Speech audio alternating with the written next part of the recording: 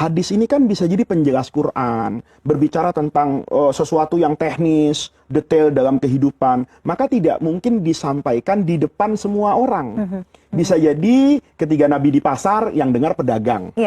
Yang bukan pedagang kan ada di masjid. Nah, maka kemudian hadis ini direkam oleh masing-masing yang mendengar dari Nabi, melihat dan sebagainya. Nah, kalau mereka kan menyebarkan itu. Setelah itu, Mila, mereka kan punya murid nih. Muridnya nanti akan meriwayatkan lagi. Sampai nanti ke Imam Bukhari. Nah, artinya apa? Dari Imam Bukhari ke atas, itu melewati begitu banyak orang. Maka ini yang kita katakan bahwa agama ini luar biasa. Dia diteliti nih. Siapa yang meriwayatkan hadis ini?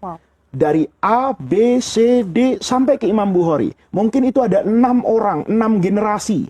Maka saya harus pastikan, ini siapa? Nah, di situ nanti ada keluar istilah hadis sahih, hadis hasan, dan hadis doif. Imam Bukhari misalnya. Kenapa hadisnya dikatakan paling sahih? Karena standarnya ketat. Nih, gini Mila, paling gampangnya. Kita punya kelas nih, mahasiswa. Ada kelas A, B, dan C. Mata kuliahnya sama, dosen yang beda. Kata yang ngajar kelas A, yang lulus di saya, nilai rata-ratanya adalah 90. Maka yang 80 dibuang nih, nggak lulus. Karena dosennya perfect banget 9. Yang ini bilang, yang enggak lah, asal 55 udah lulus, kan lebih separuh. Maka yang di sini lulus, sebenarnya kalau berhadapan dengan dosen yang satu, nggak lulus. Itulah Imam Bukhari, itulah Imam Muslim, itu Imam Abu Daud. Semakin ketat, diperas, maka kualitasnya akan semakin hebat. Kalau ada hadis diriwayatkan misalnya dari saya ke Mila, maka kalau Imam Muslim, Imam Abu Daud, itu punya metode namanya imkaniyatul liqa. Untuk meyakinkan bahwa Faiz dan Mila itu bertemu, tidak perlu ditanya kapan bertemunya. Cukup dilihat dari sejarah hidup masing-masing. Mila tahun 2023 itu kerja di CNN. Dan Faiz mengisi acara Gapai Kemuliaan di CNN.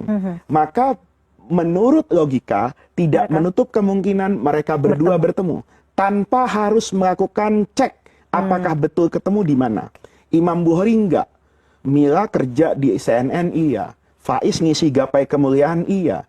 Tapi kan belum tentu ketemu, walaupun satu gedung. Jadi, maka saya harus pastikan. Nah, ketika ini sudah bisa dipastikan, dia tulis, kata Imam Bukhari. Maka boleh jadi hadis yang tidak ada di Sahih Bukhari itu bukan berarti tidak sahih, gitu loh. Tapi kriterianya di bawah kriteria Sahih Bukhari.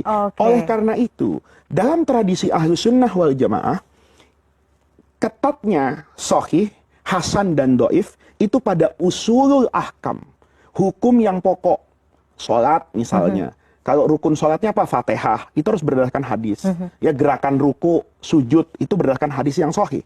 Tetapi kalau sekedar fadhailul a'mal, pekerjaan yang hanya menunjukkan keutamaan, kalau pakai hadis doif, ini kata ulama boleh. Karena menurut ulama yang saya baca, itu hadis doif tidak dibuang. Nggak kayak orang sekarang yang entah bagaimana caranya, asal ada hadis doif dia tuh antipati gitu loh. Padahal hadis doif itu memiliki kemungkinan sahih kan.